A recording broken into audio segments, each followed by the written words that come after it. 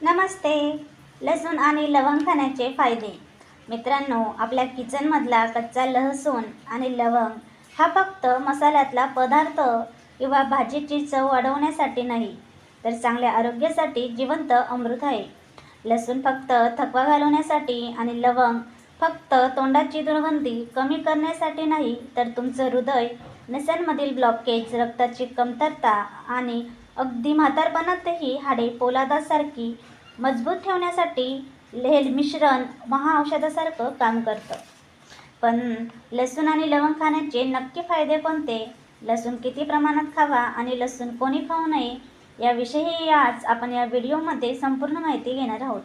म्हणून व्हिडिओ शेवटपर्यंत बघा. चला तर मग वेळ वाया न घालवता सर्वात आधी लसूण आणि लवंग खाण्याचे फायदे पाहूया. नंबर 1, हार्ट अटॅकचा धोका कमी होतो.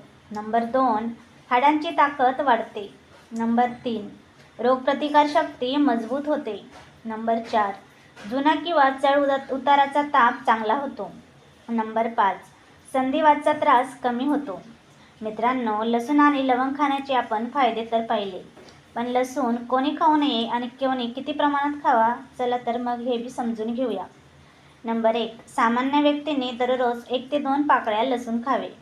उच्च रक्तदाब किंवा कोलेस्ट्रॉल असलेल्या व्यक्तींनी डॉक्टरांच्या सल्ल्यानुसार प्रमाण ठरवावे.